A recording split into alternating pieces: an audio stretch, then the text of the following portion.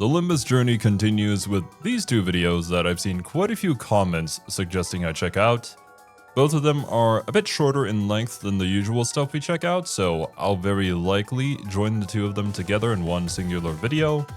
Hopefully I'll be able to find some time tomorrow to record the second part so it doesn't take me too long. But regardless, you guys likely already know the drill. If you haven't already, please go and support the original videos. Link to that will be at the very top of the description, like always. You know what's fun? Trauma. There's a reason it's at the heart of many of our greatest stories. You show me a book where a character lives happily ever after, and I don't call that a magnum opus. That's just Shrek. Despite what the sad backstory community. I think stories with nice fantasy happy endings do have their place. It's sort of that hope and wonder that's still out there in the world. But I can definitely see the more traumatic backstories, the sadder stories, kind of being more impactful to a lot of people because it's easier to relate to them. Unfortunately, life is not great. It can be at times, but the reason why it's great at times is because other times it's not so great. You just gotta take the good with the bad and roll with the punches, but it just makes stories with those elements easier to relate to. Community would claim having tormented memories isn't all it's cracked up to be. But that all changed in February 2023 with the release of one particular game, Limbus Company. And the following is a recreation of true events.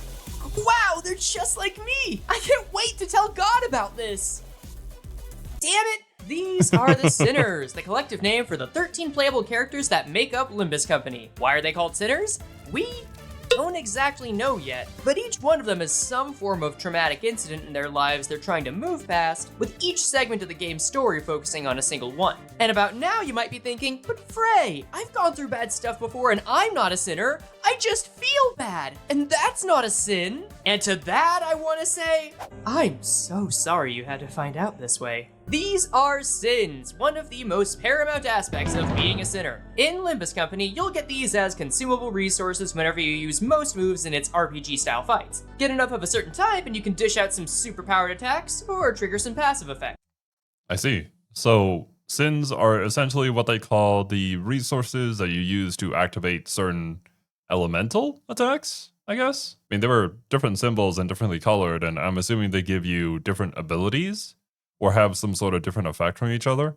It's a fun, color-coded system that allows you to mix turn-based combat with resource management. But beyond being gaming's latest affront to God, what exactly are sins? I mean, it's not like you get these coins as a literal currency. In Project Moon, the developers of Limbus Company have a history of making sure their gameplay mechanics make sense in their universe. So let's take a moment to find out just what exactly these colorful little icons are made of. And to do that, we'll first have to turn back the clock. Project Moon's made a few games over the years, including their flagship management game, Lobotomy Corporation, and the more acclaimed Library of Ruina, a card battling game that's getting a release on Switch in 2024. But while all three games take place in the same universe, there are also web novels that came out in between these games that act as side stories. And this is where we get our first mention of the power of sin.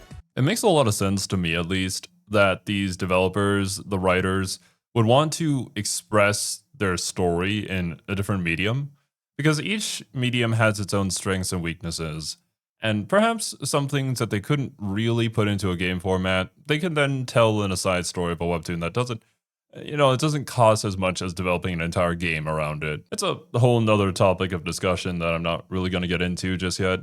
But the game genre itself could also potentially be a limitation to the storytelling. So being able to remove yourself from that frees you up a bit. More specifically, in the story, Leviathan. That's right! You thought that was the end of my Leviathan essays? Oh, I still have one more Video. to give you! While a lot goes on in the novel, all you really need to know is that it follows the life of a man named Virgilius who is infiltrating an underground art auction to save some orphans. In the process, Virgilius comes across a member of the group called a Dawson who's giving him trouble and needs to deal a decisive strike. Knowing this, he starts channeling a power he calls Shin by clearing his mind and focusing on memories that have a great emotional impact on him. He thinks of the kids he would bring presents to on Christmas Eve. He remembers everything from the colorful wrapping paper to the snow on the ground and the smiles on their faces. Until finally, he recalls a terrible event that would befall them later involving two certain people. Keeping both the hopeful and crushing memories in his mind, his body moves weightlessly towards his adversary, until finally, two solid rings of light wrap around his leg as it's plunged into the Dawson's abdomen. So essentially, we're taking these memories that make up who you are, both the good and the bad. Is it like a form of self-acceptance? Does it have something to do with the ego that we learned about back in Lobotomy Corporation? In a weird way, is this basically us summoning our own stand or persona? Pushing her off the cliffside and into the abyss. Moved only by his mind, Virgilius walks away from the fight, admiring the power of this light, calling it the power of sin. And it's here I'd like to bring attention to the kinds of words used in this story. The official Leviathan chapter is translated from Korean, so there were some choices the translators made in how to word the English version. In the process, one translator's note mentions using the proper noun shin to describe the power Virgilius used. This was due to shin being the Japanese pronunciation of the Han Chinese character, which pertains to the mind. And if that's jumping through too many linguistic hoops for you, the translators are saying that the power Virgilius uses is meant to be related to the word sin, but also have a root meaning in being from the mind. As a result of this, the community has interpreted shin and sin as being the same thing, or at least. Now, I don't know enough about either language to really say, but like, when I see shin, the first thing I think of is Shin Megami Tensei. So I'm like, any sort of correlation there with the way it's worded, the way it's written, potentially? And I talked about Persona earlier. I mean, SMT was kind of the main thing that came, and then Persona was a spin-off of that, so there might be some correlation there. Very similar in nature. This means that the power of sin isn't literally the power found through sinning, Dad, but instead the power found through channeling emotions through one's memories. And since Leviathan ended before Limbus Company came out, we would soon see other characters make use of this power displayed by the glowing rings adorning their attacks. However, one group of people notably has not been able to use these rings, and that's the Sinners. Yeah, even though this group's namesake involves these dramatic shiny hula hoops, not a single one of them have made these so far. And the idea of Shin doesn't even address the different sin types that make up the resources in the game. So strange. Then why are they called that way if that's not their main gimmick?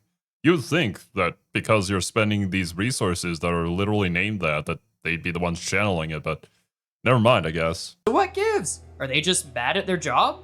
Well, jury's out on that for some people, but Project Moon still hasn't fully explained their power system yet. It's actually kind of funny how they do a lot of showing and not telling on this topic in a visual novel of all things. However, I believe we have enough information to not only explain what these kinds of sins are, but why the Sinners are so different from other Shin users. For the sake of this explanation, I'm going to make a distinction between the words we've found for this power. Shin will be used to refer to the power found from channeling these thoughts, while sin will be the different kinds of Shin. If it's easier, think of Shin as me talking about Skittles, while sin is me talking about flavors of Skittles. And that's super important because there is one other distinction to make between the Sinners and regular Shin users. The Sinners may not be able to make use of the Rings of Light, but none of the Shin users, even Virgilius, have made use of a single of the Sin resources from the game. More specifically, they're not making use of the Sin resources that fuel one of the game's most powerful mechanics,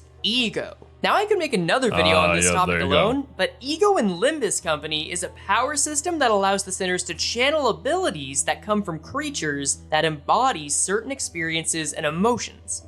Yeah, the whole SCPs that we ran into in Lobotomy Corporation. A sinner like Merceau could channel wrath and pride sins in order to call upon the power of a rampaging prisoner enraged by being confined. And each sinner has their own ego move that can be channeled from their memories in much the same way. But while there are means for characters other than the Sinners to make use of ego in Project Moon's system, nobody is able to use it in quite this way. For my One Piece fans out there, it's like the difference between someone having a devil fruit power and someone else not having any, but being able to lease the powers from any of them for just a moment. And why would it work this way just for them? Because at the start of Limbus Company, every single sinner signed a contract that restricted their power in order to better connect with the treasure the company was made to find. This had the added benefit of being able to use the sin resources, and each of these resources has their own sin type that's channeled based on the emotion the move evokes. Every move in both Limbus Company and the previous game, Library of Ruina, is based on a certain thought that the user would have in their head. Another example. There's a playable version of Merceau that acts as a chronically overworked office employee with a hammer. Don't ask me why, we'll be here all day. And each of his skills, rather than referring to some special move, refer to some thought or experience of his day-to-day life. Saddle tasks? Well, that's a hopeless reality for a passive office worker. Yep. That baby is gloom flavored. Forced break? What, with so much left to do? That's gotta be a prideful action if I ever heard one. Finishing Roundup might make for a good attack name, but for the modern wage slave, that's just a sign that rest is near, so sloth me up, baby. In short, the sinner's contract is what allows them to easily use a different flavor of Shin to borrow powers based on the different memories they make use of in battle. And the sins are the different ways that power takes form. Now that we know this, let's take a look at what exactly those sins are. Gotcha. It's kind of a lot to wrap your head around, but really, I do feel like it's similar to a lot of other power systems that you would see in media, of channeling those memories, those emotions into actual power. It's just the way that it is displayed, it's presented, is a bit different here in Limbus Company. Now, some of the sins will have more documented information on them than others, but there's enough to interpret something from all of them. First up is Wrath, which is a pretty straightforward one. Wrath is channeled through anger. Well, we also talked about this in the Body Corporation. Anger, wrath, very simple to understand, probably the easiest ones to get, but it can entirely consume you. Anger and wanton destruction. If the emotion is best described as leaving everything broken, including yourself in some cases, it'll fall under this. Wrath is also the sin type most likely to inflict the burn status, which gradually does damage over time. Next up is Lust, which is somehow both.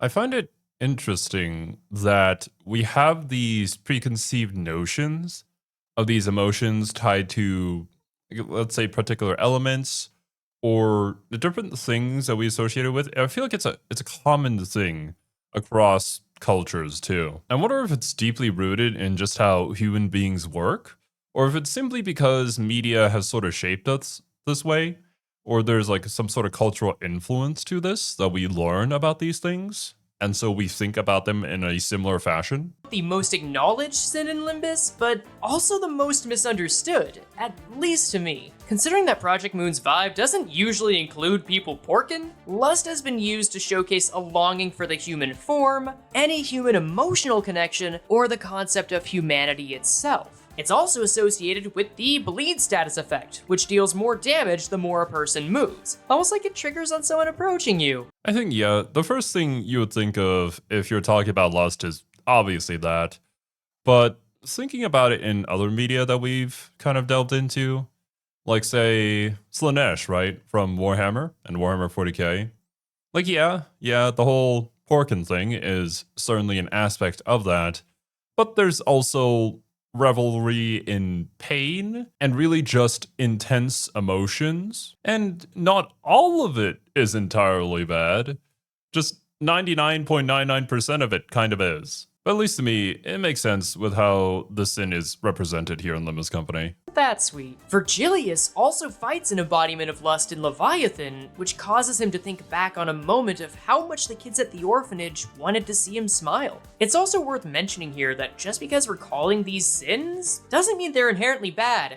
Then again, this is also the sin that Cromer more than embodies, so fuck me, I guess. And much how I don't care enough to change my own choice of words, our next sin type is Sloth. This is one of the sins that isn't quite as well known, but both the name and the description of the creature that embodies it suggest that this sin is about anywhere between seeking comfort to laziness and a desire to not move or be moved. What matches up very well, though, is how this is the sin associated with the tremor status effect. Unlike other effects that deal damage or are used as buffs, those don't count. Tremor is used to stagger and inflict several other debuffs on opponents, making it difficult for them to move. And I just think that's neat. What?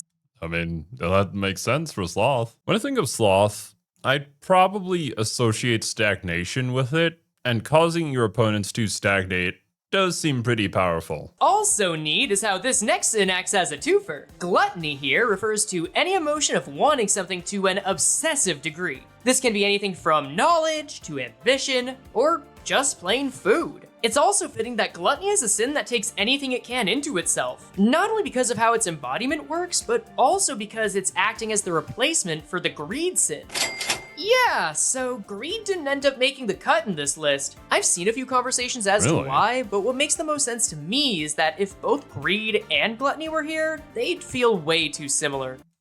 I guess that's fair. How do you differentiate the two when both are a desire for more? No, I know typically one is more associated with food and sustenance and whatnot, but I guess the root of the word and the exact definition of it, not really. From a gameplay perspective, though, I suppose it makes sense that you wouldn't want to confuse your player base with two things that are pretty much the same thing, unless you could find some clear definition between the two, which I can't think of currently. And this just feels like the right call. Gluttony is also the sin most associated with rupture, which causes those inflicted to take more damage upon being hit. It's just like getting a gut punch after a steak dinner. But could someone explain to me why 7 Heathcliff's forensic skill is gluttony? Like, I'm pretty sure that one was added in for gameplay balance and gameplay theming, but lore-wise, I just don't really see it. This part's not even in the script. Like, I just kind of want to know.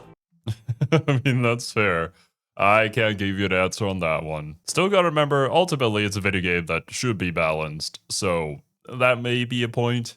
But maybe there's something deeper to it, something more nuanced. But of course, I don't exactly know the character or the exact scenario to even give an opinion on it. And if that fact made you disappointed, then get ready to be in good company, because now we're on to the gloom sin. This one's about as direct as wrath, but instead of it being about anger, it's about sadness, lethargy, and helplessness. If Project Moon wasn't careful, this sin could have been lumped together with sloth, but I really like the balance they struck with sloth being more about ignoring problems and gloom being about drowning in them. Oh yeah. I do think that there's a very clear difference between the two, because there is that state of being where I'm sure all of us at some point in our lives have experienced it, where you kind of just don't want to do anything, but you do want to suffer, but not too much, just a little bit, and kind of be in that sort of slightly unhappy, mildly depressed state, because it's just a lot safer that way. Your emotions become kind of flat, and you don't really expect anything much from life. You're just kind of going through the motions. I would say that is clearly different from being lazy, being slothful, and stagnating. It's even more fitting that this sin type is associated with the sinking status, which lowers the sanity of opponents, causing them to be weaker and less accurate. That makes a whole lot of sense, yeah. You're just not at your best. Also, sinking to luge is just a treat. It may not be gloom, but not a lot can top that. If anything were to try, though, that would be pride. Much like sloth and one other sin on this list, there isn't as much information on this one. However, we can still get a good idea of what it represents from the creature that embodies it. To summarize the logs, the wheel has often been the symbol of technological advancement. That may be why pride takes the form of a wheel. It doesn't care if it gnashes at flesh or crushes patches of grass, because it can roll while others cannot. I think we can safely say that any prideful thought involves justifying harming or taking from others because of something you possess, whether that's wealth or some personal trait. Like many of the others, this matches up great with pride skills giving their users the poise status, which allows them to make critical hits. I mean, look, I believe in humility and all that, but if I was a mercenary and could make a pinpoint stab through someone's heart, I'd probably go to my head at least a little. And speaking of things worth stabbing, there's this bastard! Welcome to Envy, the sin type that is no known embodiment at the time of this writing, no mention of all in Leviathan. Well, this video released like 2 years ago, so maybe they already have one by now. And still gets some of the most infamous attacking skills in the game. The environmental storytelling almost explains itself, doesn't it? This little tumbleweed's done none of the legwork, but still has so much going for it. Plus, with Heathcliff, the man most known for having envy skills, getting his chapter a week after writing this, we'll probably get an info dump about this sucker pretty soon. Well, there you go. That's not true. I wrote this before the Kanto came out, and we got jack shit, so let's Never just mind. move on. But rather than wait a few weeks, I'm gonna take a guess at what this one means. See, envy skills are associated with the charge status, which is an energy source that the sinners can store up before spending as fuel on some powerful attack. Oh, okay. Yeah, I could definitely see that. Like you're allowing those small little thoughts and emotions to build up over time until you can't keep it down anymore. You just have to let it go. Not like Elsa, though. In a much more violent manner. Envy's kind of an interesting one, though, because I just feel like it's the tiniest one. It's like the smallest one. I view it being minuscule. But then it just slowly builds up over time until it becomes like one of the most powerful emotions that you can have. And it can drive you to do some pretty heinous stuff. Like, don't underestimate human pettiness. It's quite scary. In fact, I think it's one of the major emotions that a lot of villains that we've seen during our Marvel lore journey have kind of embodied. The ones that I enjoy the most are kind of like the pettiest ones. Who clearly envy things, but they're not willing to admit it. They just have to make sure that they're seen as better than everybody else. Like recently, with a dive into the real Thunderbolt story, we had Baron Zemo, who very clearly embodies this. And I wasn't really expecting this, but after the journey, I think like Doctor Doom is probably my most favorite villain out of the Marvel characters ever. Because goddamn, I don't think anybody beats that man in pettiness. Considering that this guy's got a revenge story on the horizon, I'm seeing this as envy being about taking something seen as good, useful, or wholesome and twisting it into something unrecognizable.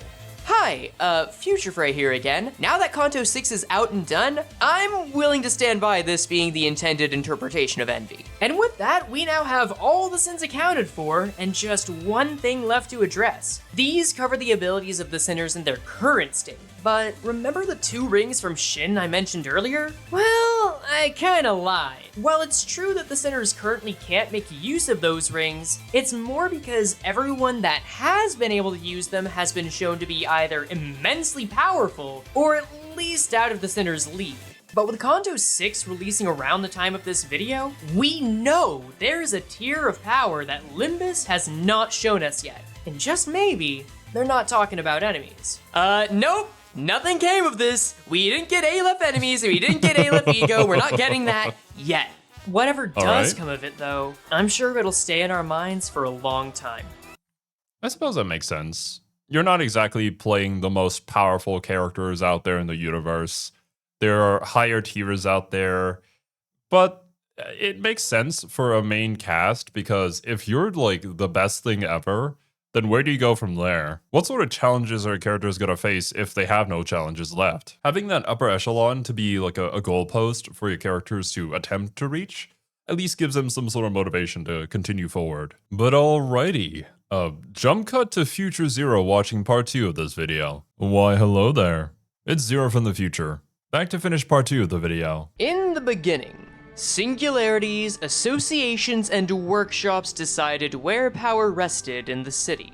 And then a man said, "Let there be light." And He it did indeed.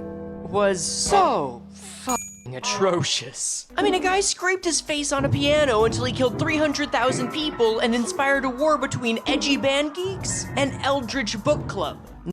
Yeah, a lot of shit goes down in this world, doesn't it? And I do enjoy how all of it sort of molds into each other. We've talked about this several times here in the videos and in the comments, but it's just like, I'm really glad how much attention they paid to the world building and how certain events that they've had happen in previous games go on to affect future things in more nuanced ways. Now, instead of tech bros being the only force in the world, any lovesick puppy having a crash out or anxious postal worker can have the power of God and anime on their side. And the world still hasn't recovered from the consequences. Then a rogue AI decided that it'd be funny to do it again, and now we're all eternally coated in sin. And shins. This is what I like to call Wave 2 of Project Moon's power system, and somehow, it's gone significantly better than the first. I covered this a year ago, back when we only had 6 sins to talk about and barely anything to say about Shin. And now, we're in dire need of an update since there's plenty more to go over with Shin and how it's related to the 9 sins worth addressing. Gotcha.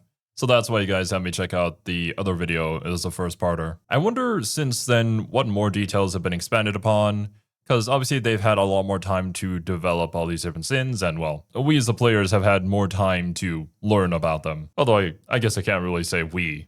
I still have yet to play the game. And if that sounds unbelievable, then clearly we have much to discuss. So hop into the Bacachula wagon, clear your mind, and get comfy as I give you the tour of Project Moon's modern power system.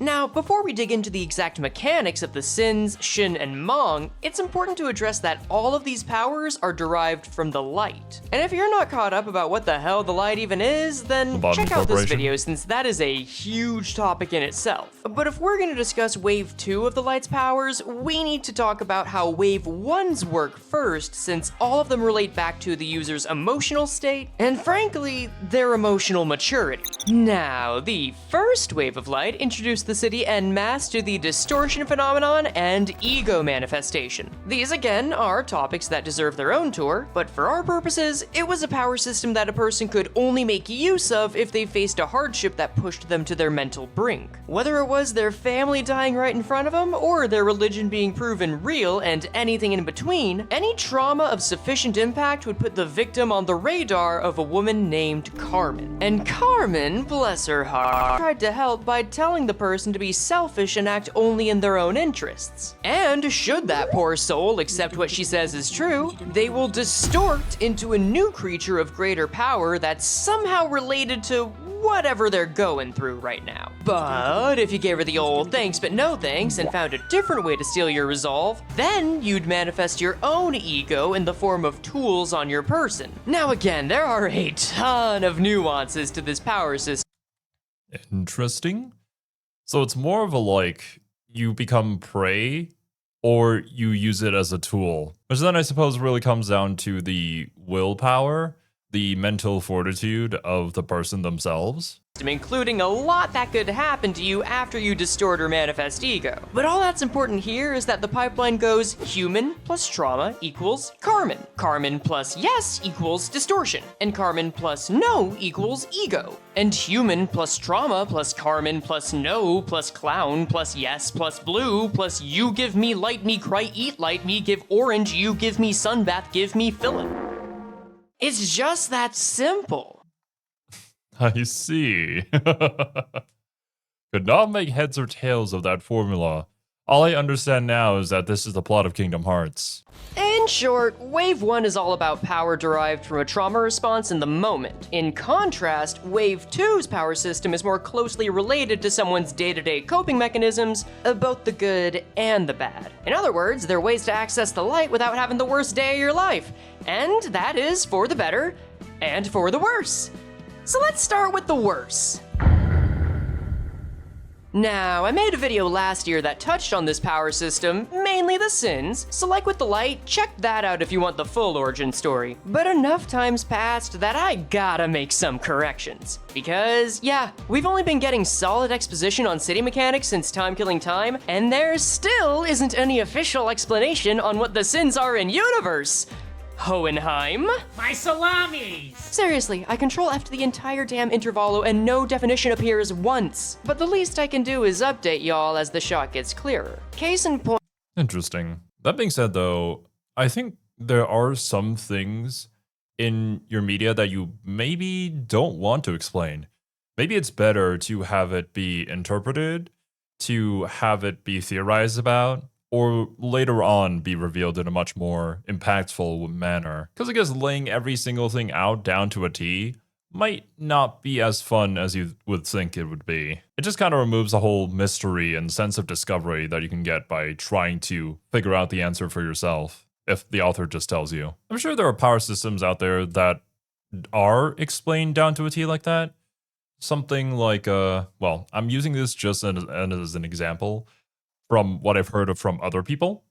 But apparently Hunter x Hunter has a very well explained power system like that, which I do hear a lot of people reference as being very good, and it does explain things in that manner. So I guess it works depending on the way that you present it or how you want to frame your series. As someone who loves to take in that information, sort of digest it, and come up with my own interpretation or theory, I kind of prefer a few things to be left a little mysterious. I said that sins and shin were effectively the same, just with the sins being different flavors of that shin. We'll get into more about shin later, but it's safe to say that while the two are related, it's more accurate to say that the sins and shin are two ways to absorb the light than being the same energy outright. It'd be like saying distortions and ego are the same thing, or that your stepdad is as good as your first dad, because unlike your first dad, your sins are always with you. The point is that sins are a form of light that's absorbed by each person over the course of their life and take on different qualities based on the thoughts they have. So when we talk about sin, think of it as talking about energy or electricity. It's a quantifiable resource. And as we can see in every single combat skill the sinners come across, it's virtually impossible to meet a person in the city that isn't colored by them in some way. They're like micro.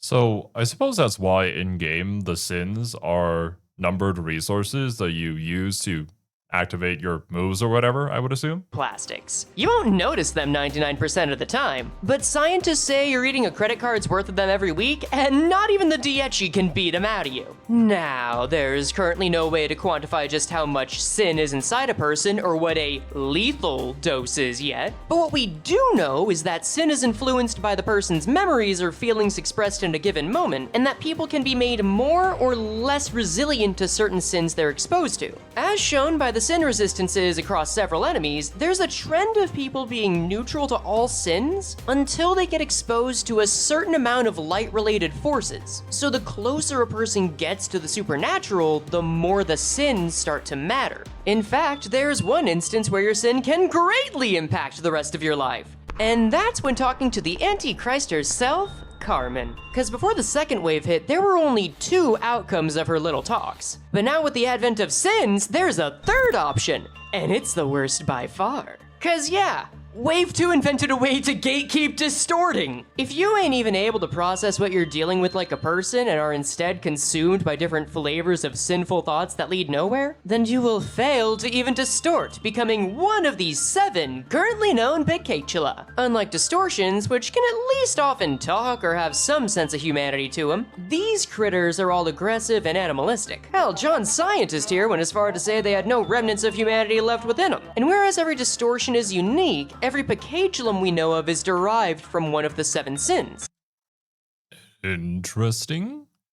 So, to try and make sense of this, it's like you become an embodiment of that sin rather than distorting based on your own desires and trauma. That's why while they are a distortion, they're kind of classified in their own manner because they're different. They're not unique, they are of the sin. Not only that, but every Picatulum is capable of growing into 3 stages like a starter Pokemon. And Dante says that the 3rd stage is the final in their notes, but me and Salami Sam here ain't really. Alright, one second, I actually kind of want to read this. These are entities that have progressed past stage 2 of their growth. LCE categorize them into classes, 1, 2, and 3. It seems that these stage 3 Picatula are the final stage of their evolution, but Hohenheim told us that he wasn't entirely certain of that. He called the Picatula mediocre shells. If the Picatula are nothing but empty shells, then what distinguishes their stages? And yeah, by the wording of mediocre shells, then I guess it wasn't fully, the person wasn't fully able to embody that distortion, and so they just became a representation of that sin. Hopefully I'm understanding this. Me and Salami Sam here ain't really buying that it ends like this. Either way, there's a lot more to talk about with the sins now than a year ago. So just like last time, let's update our knowledge on how every sin works. Starting with The nature of fire is to burn and burn until there is nothing left to be burned. Yeah, they sure are mad, aren't they? Wrath is all about anger, the kind that destroys without discretion. And it may have taken until puberty, but its P.E.K.K.A sure got that memo. This beauty's a lot juicier than it looks on the surface. Boiling water coursing through its veins that'll either inject into you as a youngster, or ignite into full pillars of fire with its big meaty claws. And of course, this sin is associated with burn. The status is as simple as the sin. Every turn, you take damage equal to the potency, and it loses 1 count. All right. But if we take a look This at is how all the still the status same. has evolved over time, PM has leaned harder into this idea of Wrath destroying indiscriminately. The LCE Faust and both Magic Bullet Otis drops are powerful, but can kill themselves or allies. And Fire Fist Gregor, Indicant's Trial Rodion, and even as far back as Liu Ryoshu have effects that spread burn over to several enemies on kill. Hell, the P.E.K.K.A itself gets greater attack weight with enough burn in its 3rd stage. Well, I mean, I don't play the game, but it's not too hard to figure out, like, what the different mechanics are gonna be. Yeah, that makes sense. The fire burns, it burns everything indiscriminately. It burns your enemies, it burns your allies, it burns yourself. To embody Wrath is to take these qualities into you and destroy and burn down everything. Not sure if accurate description, because it has been a very long time since I checked out any Elden Ring lore. But it does remind me, at least when I think of Wrath, I picture the Lord of Frenzied Flame. I ain't rating these sins, but if I were eating them, this would be an elegant chili that gets straight to the point and makes me feel like death on the toilet. But on to more approachable topics. An obsession to spread a fragment of what forms the self. A desire to propagate, to breed. Can I just say, I have learned more about lust ever since being in any kind of gacha community than the previous 90% of my life. And sure, most of that is from the French. Whoa! But as we can see in the checkup event, lust also refers to any desire to share yourself with others, whether it's in your knowledge, your experience, or just your opinions. And when you think about it like that, really every YouTube video you've watched, every essay, every tier list, every stream is an expression of the creator's lust. And yes, that includes the Salami Sam joke. Have fun with that thought. Unlike Wrath, though, there are only 2 current stages of the lust P.E.K.K.A, and considering the way they're going, I'm not sure I'll be able to show the Class 3 version on YouTube. But with what we That's know, the P.E.K.K.A matches this hopeless desire to be close with a literally guarded eye that's hiding arms that are either too flimsy to grasp anything or much too unwieldy to grip anything. And now that I've said your activation word, yes, Cromer's entire resonated form matches this sentiment too. Even her notorious piercing gaze being something Sinclair identifies in both of the lust P.E.K.K.As. It's really fitting considering that the attempted closeness they seek, even if Cromer's is thinly veiled cruelty, ends in the target being pierced and bleeding. And a character with bleed will take damage every time it flips an attack coin, effectively punishing it for approaching its target. And as the status has changed over time, the most prominent evolution has been the Blood Feast resource.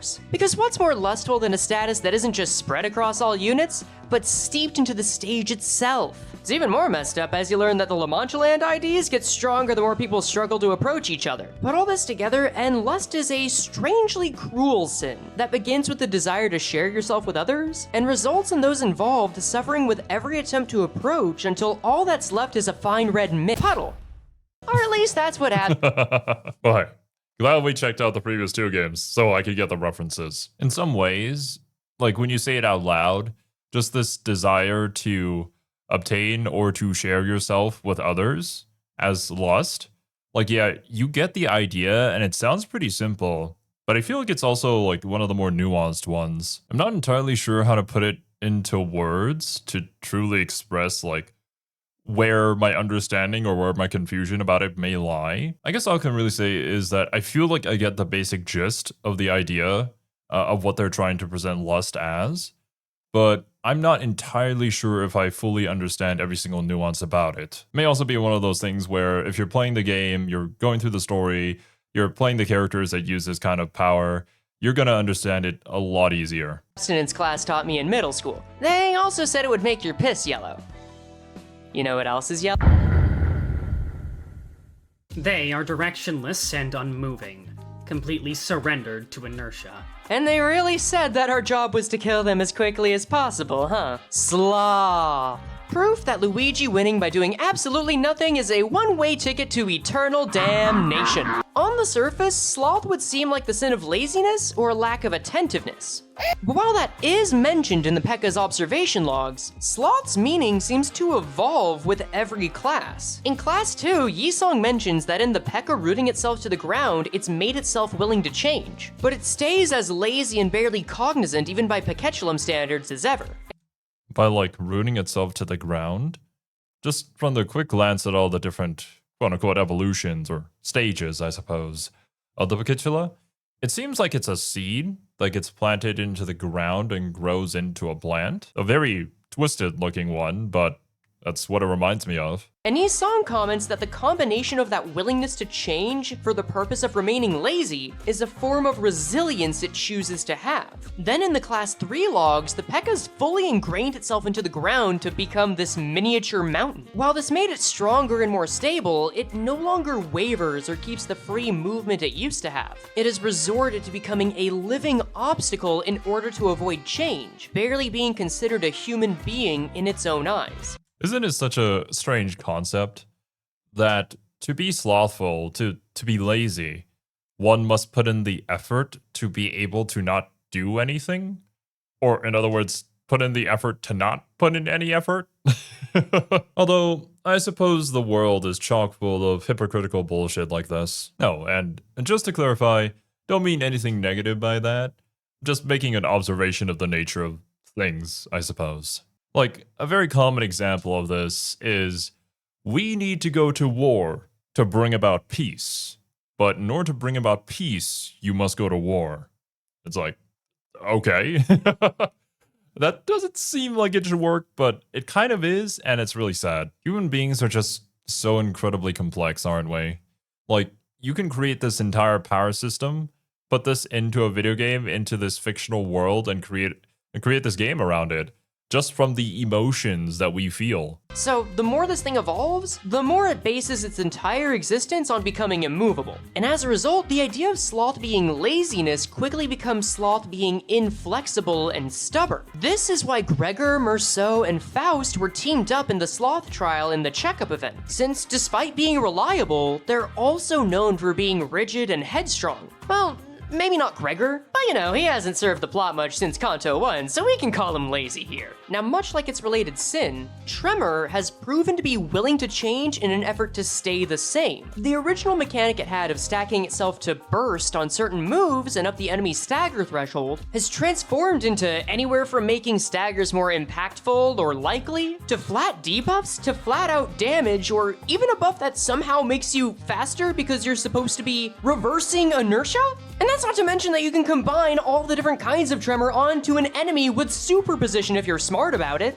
These are very interesting and unique ways to utilize this concept of sloth. I likely just haven't checked out enough media, but I can't recall anything else that has utilized the concept of sloth in such a way. The main takeaway here is Tremor and Sloth are perfect for explaining that there are a lot of ways to make sure someone you target will sure as hell not get anything done. Hell, there's a reason all T-Corp IDs are Tremor based anyway. Man, we really gotta kill and eat Hubert, huh? They are not satisfied with satiation alone.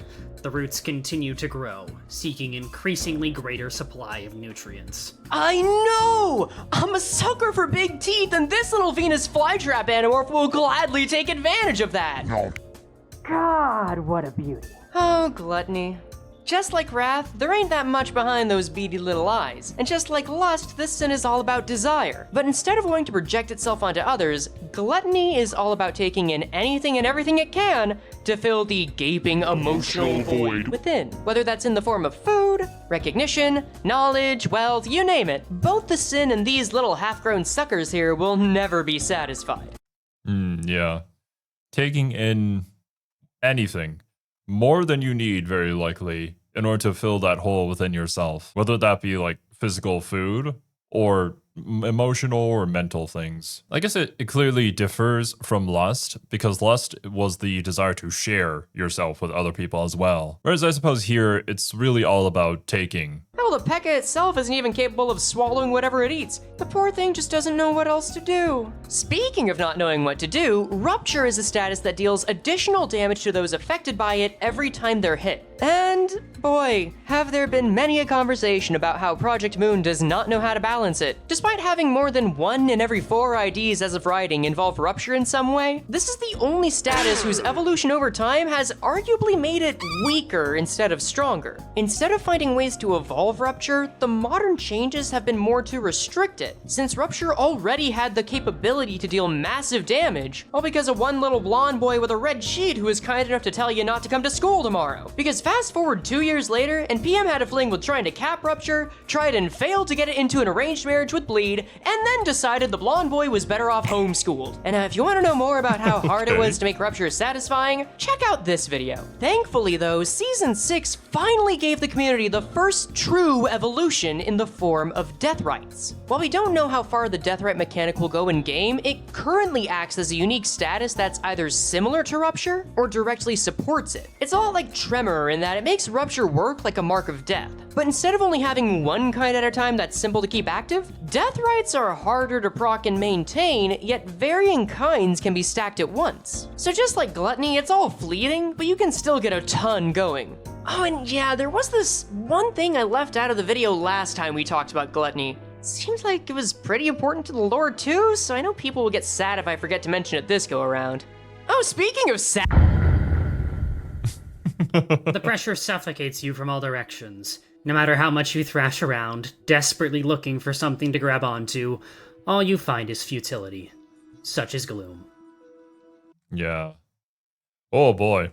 Well, I suppose that is kind of the perfect frame to emphasize what this gloom is. That being said, I believe Past Zero said sometime yesterday when I was recording the previous part, it's really cool that all these things are represented in-game with a unique mechanic to them, but there's also going to be some adjustments made for gameplay reasons and balancing and whatnot. So yeah, I get the concept, and I don't really mind if it doesn't perfectly match up, or if they just kind of struggle to really balance it and have it find its place. With how complex the lore can be, I can only imagine how complex the actual mechanics and the gameplay really get when you're playing at a super high level. And trying to balance all of that into a still fun but still challenging experience doesn't sound like something I want to do. It sounds like a tough-ass job. The art of making people miserable is an elegant one. Anger, jealousy, and panic can all fuel people to take action that has the chance to better their lives. But sadness? Helplessness? Allowing fear to become you? These all have the opposite effect to deprive a person of action. And these are the thoughts related to gloom. Of course, both the P.E.K.K.A. and gameplay of Limbus show how gloom has evolved beyond melancholy and drowning thoughts over. It almost looks like, well, it's basically drowning in its own tears, right? It's a pretty good representation of gloom. Once again, I've probably got to comment this in every single, Project Moon video that we check out. But I do love all the designs for all the different things that they're trying to represent, because they take into careful consideration how do we represent this as a character in the world and convey all the things that we want just through the design. Like, you don't have to be an artist or a character designer to see this and think, yeah, that represents gloom. That's sadness, that's depression. I get it. For time. The Gloom P.E.K.K.A. starts off as this gorgeous little water dumpling you could chew on for ages, and evolves into a fat, wet fly that looks like it could reach top speeds of 60 Lexapro prescriptions per hour. And according to its observation logs, even looking at this creature causes the mind to sink lower. All the more so if you come into contact with the water it contains. Naturally, this translates in gameplay to the sinking status in Limbus. Anyone that gets hit while affected by sinking takes SP damage. Or if you're beyond having mental health, gloom damage. And in my opinion, the ways sinking and gloom have evolved mirror each other better than any other sin in the game, because misery loves company. Sure, sinking deluge is the quickest way to fashion depressing thoughts into a bomb, but that's old news. Echoes of the manor and impending ruin both make sinking able to reduce the chance to flip heads on any unit now. And the bygone days ego and the uninvited and butterfly statuses offer a means to make sinking more potent and give some healing to those that inflict it. It effectively allows the sinners to become emotional blood fiends and heal more the worse the enemy feels. And hey, the Peck is getting in on this too. Once the amoeba's all grown up, it gets decked out with a signature move that can deal sinking deluge on 3 sinners if you let it. And of course, that comes with a passive that throws sinking at everyone except the most well-adjusted sinner. Because when you're feeling stuck or despondent, sharing your woes can be healthy. But do it wrong, and you're just feeding off of offloading your baggage onto others. Because again, misery loves company.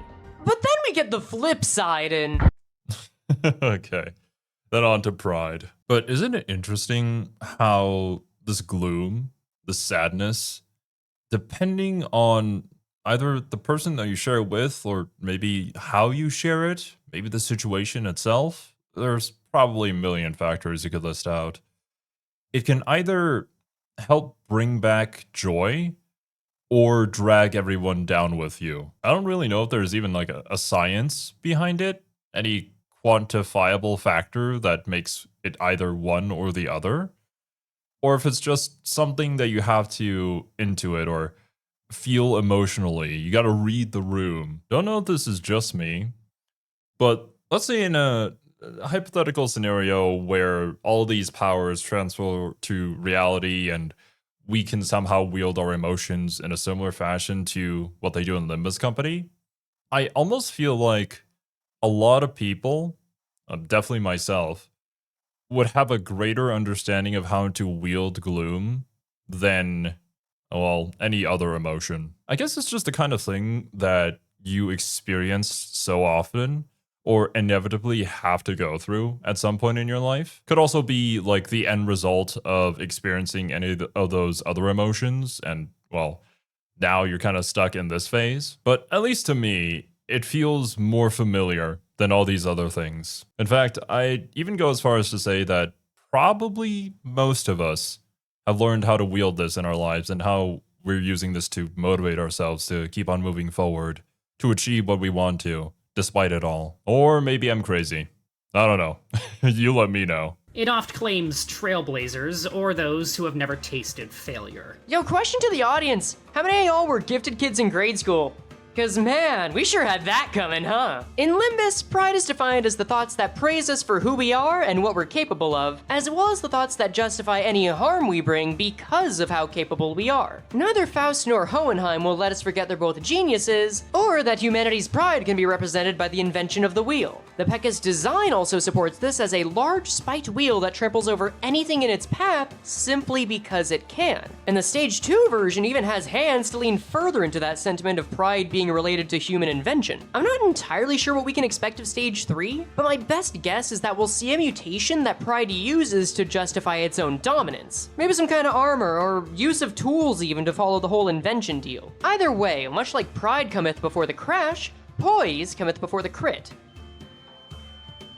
Freiverbs 1984. Poise is a positive status that gives the user a 5% chance to inflict a critical hit for every potency. So if you get to 20, welcome to Crit City, enjoy your stay. And over time, Poise has evolved into something like an additive status. Recent IDs have it as that secret sauce that either drips it on top of burn or rupture IDs, or just juices up your crit rate and power so hard that you've got to be nerfed by local gun regulations. Even just chaining Pride and A-Res is starting to become a trademark of the sin too. And especially counting the latest drops, Pride has tried to make a theme out of either killing your allies for permanent buffs, or at least making that a risk of using powerful moves, which Don't know if my memory is accurate or not, but I believe I had heard that one of the latest characters, at least as of recording this video, had released, and one of their powers was like to basically slay their own allies and obtain their power or combine it or something like that. So I'd assume they're probably utilizing Pride. That being said though, you guys probably hear some of the static noise in my voice here, and that is because a squall, I think you call it in English, whatever.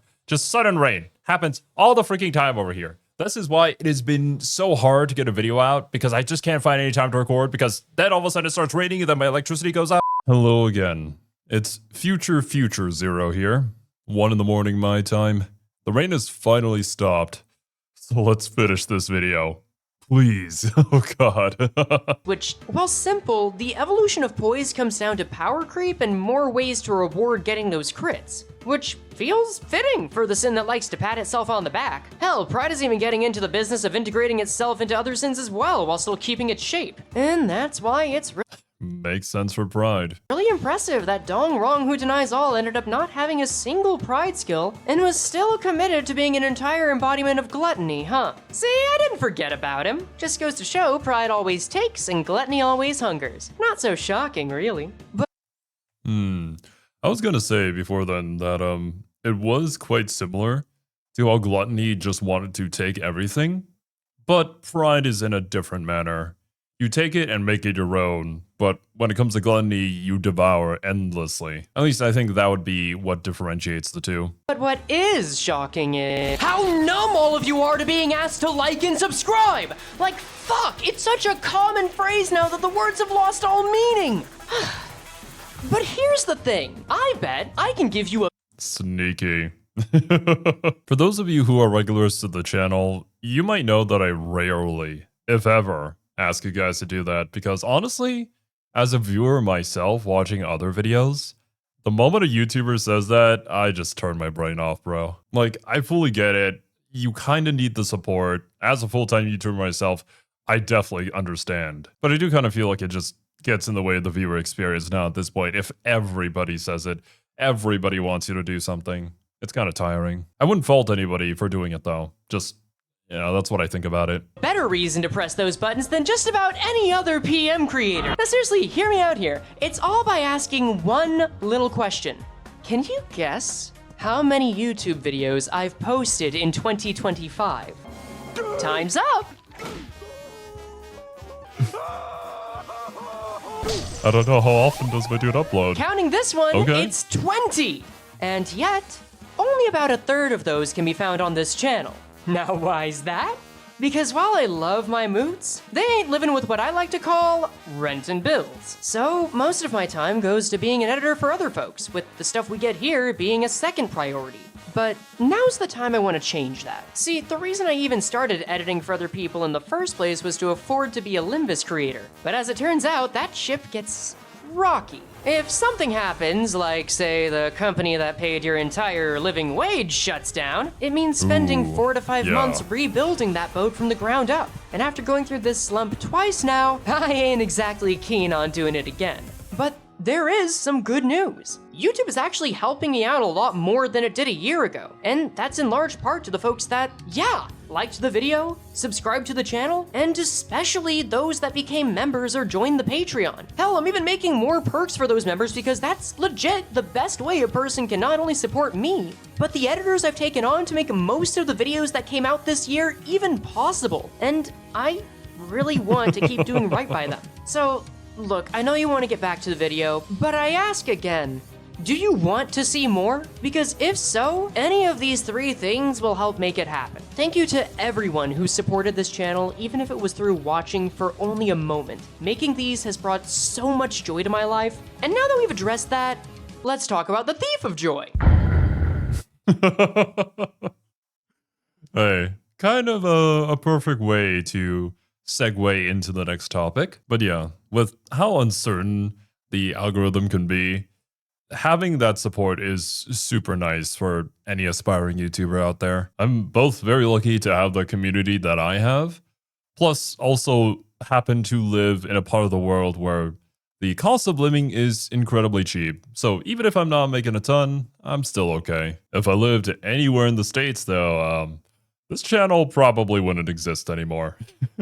So I'm thankful. Anyone who's been subject to both static shock and the envy of others must know that the latter stings in the same manner as the former does. Well, yeah, Boltneck. Don and Easy put it perfectly well that someone getting something you wanted out of nothing but circumstance will put some volts into your system. Such is envy. Now, for a long time, this entire sin was an enigma since we only got the P.E.K.K.A for it about a year ago. And the last time I talked about it, I said that the sin represented the perversion of something wholesome. But now that we have actual observation logs, it's time for another correction. Envy is instead defined by thoughts of one's own inadequacy and lack of self-worth, and the jealousy of others that comes from these thoughts. Well, yeah, that is truly the essence of why you're envious of somebody else, because you feel like you don't have what they have and you want it. It's not necessarily a bad emotion, though. It's really how you channel it. Like, I'm gonna fully admit, I am human. I am envious of some of my friends and the way that they're able to do things, certain aspects about them that I feel like I can't truly embody. But you kind of just take that emotion and you channel it in such a way where it motivates you to practice, to become better, see what they're doing, try and figure out a way that you can do that in your own way. And by using that little by little every single day, you'll get a little bit better. Maybe someday you'll reach those goals. That's just kind of how life is. Or, you know, you can also just let it consume you entirely and you start burning bridges left and right, and then you just hate everything in the world. We can see this especially in sinners like Rodion and Heathcliff, because Rodion's entire being is putting up a front of being capable that has a fin's chance in the inferno of fooling anyone. And Heathcliff's own Kanto emphasizes just how much of his own self-worth and desire for revenge influenced not only his own actions, but that of the more evil and freaky doppelganger that wanted to commit mass heathicide. Seriously, I know he's not a P.E.K.K.A. since he can talk, but Earl King Heathcliff may be up there with Cromer and Dongrong for a boss embodying a sin well. But on to the P.E.K.K.A.s, these suckers are the most unusual of any sin since we can't know what they look like until they're corpses. I mean, they got the beady eye and fleshy tendrils common to their kin, plus the little electric shocks help add to the motif, but any living Invidiae just looks like a sinner in any given ID, complete with all the skills and ego that they could use. I mean, that makes sense, right? Envy. I want what you have. I will become you. It makes me wonder if these fellows are directly formed out of the mirror instead of other people that failed to distort, but I'm not ready to commit to that theory yet. Gameplay-wise, the stronger versions only change by getting a flat armor and damage buff. And Envy is most closely associated with the charge status. IDs get charge and charge count by using moves and spend charge count to make others stronger. Simple. Oh yeah. I recall talking about this in the previous part. It builds up, and then it releases, and then it tears everything asunder. As for its evolution, well, PM finally remembered that charge has a left number too. So modern units will get more charge potency the more they spend charge count, and get some flat buffs as that potency rises. It's kinda cute how much this acts as an inverse to Pride and Poise. Poise easily gets the big left number high and is built off of self-confidence while needing more of the right number, and charge counts like a budding inferiority complex that gets stronger the more you project it. Nature really is beautiful, ain't it? And that's all of the P.E.K.K.A. sins we know of as of now. 7 salami slices that represent the human experience and half of the new wave power system. Except it's not. I'm lying to you. Your trust and goodwill are nothing to me. No! Black and white slices be upon thee. My salamis! Also, my name is not Boltneck. Let's talk about madness and angst. Oh, have we added 2 more since then?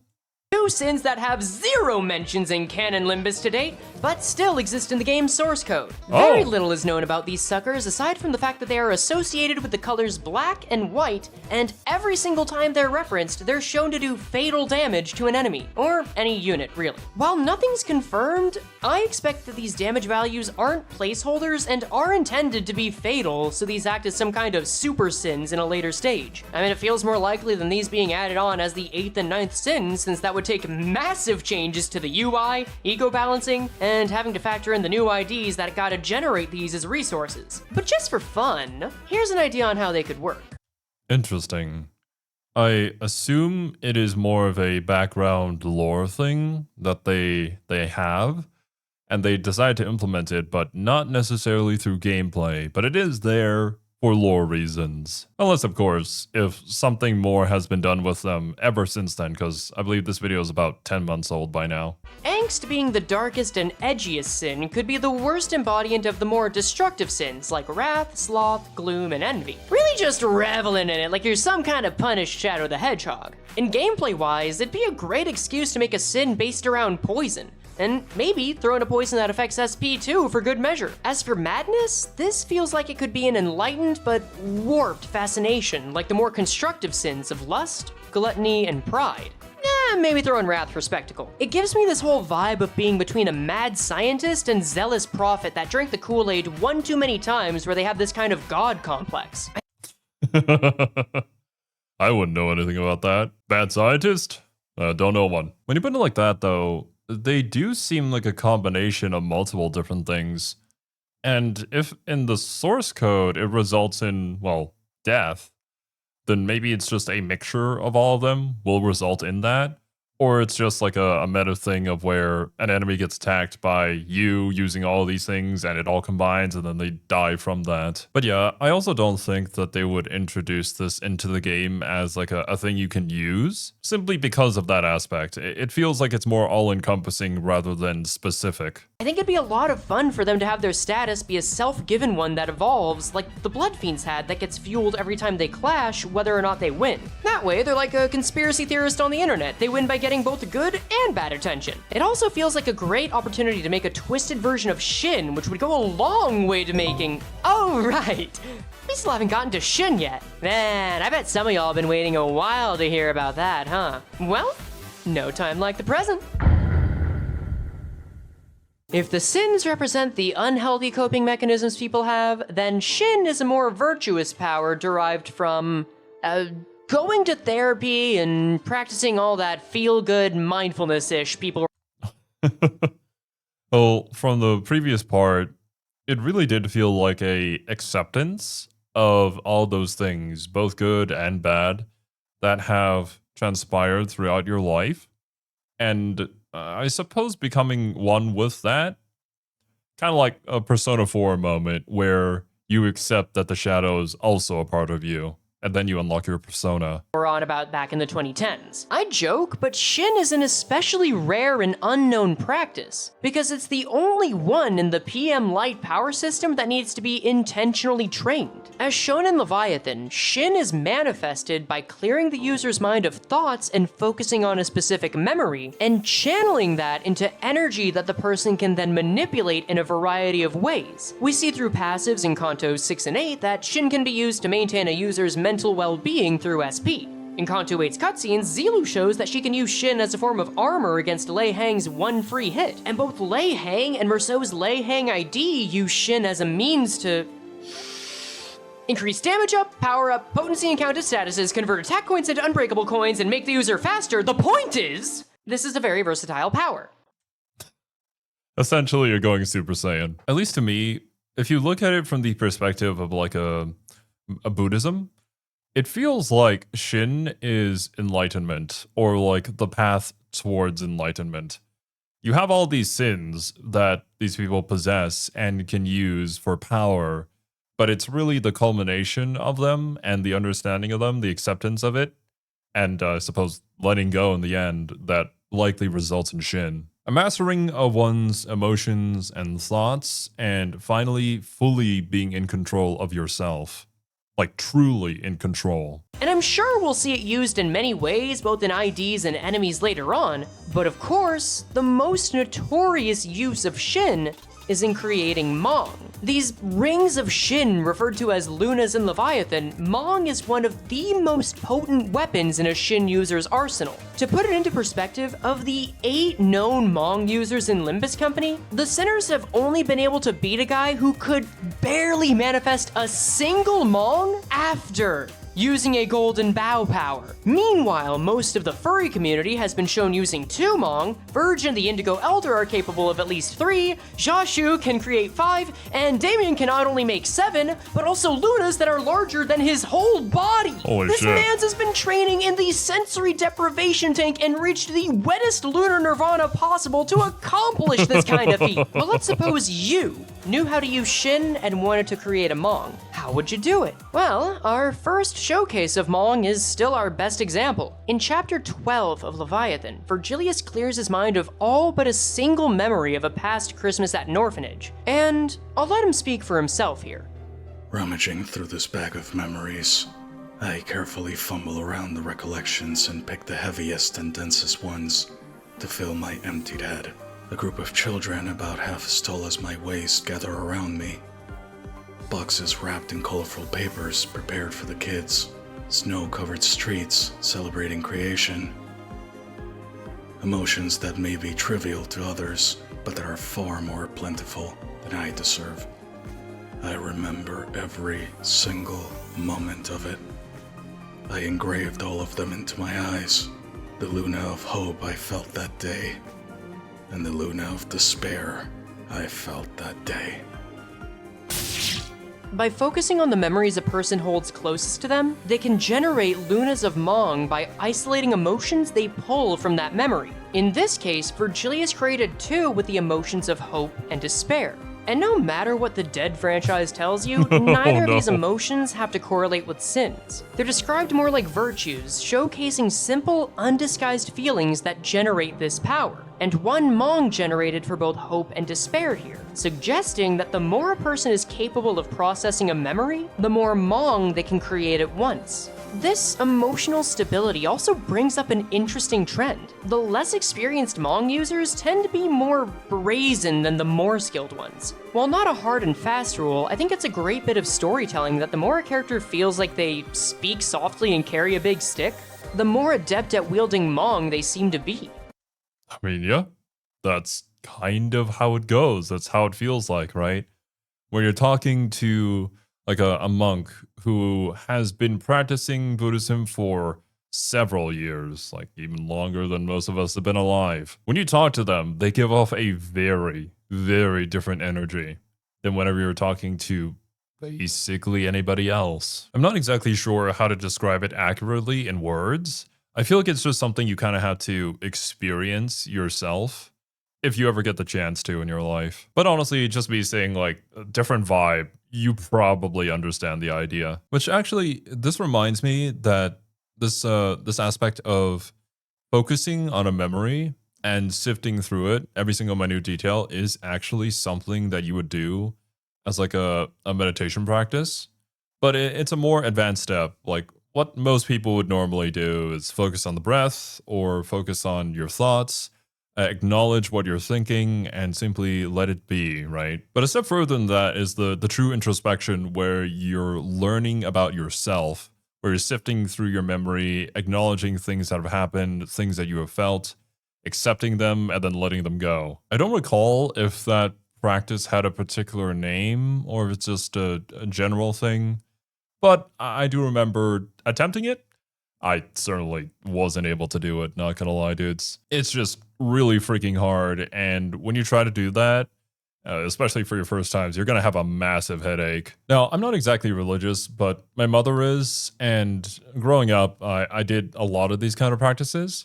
While obviously I'm here in Thailand, and this is based off of a South Korean game, they're probably different sects and different beliefs, but generally speaking, likely similar directions. So this feels just very familiar to me. That idea is also supported by the fact that many of the more powerful uses of Mong are considered gentle, where little to no force is put behind them. Both Verge's and Joshu's attacks are called out in a similar way, where Verge makes it clear that rather than his body, his mind is what moved to use this attack. As such, this suggests that the more vicious attacks we see with Mong from Lei Heng and the Furries are less effective than the more tranquil executions by Joshu and Damien. That makes total sense, at least to me.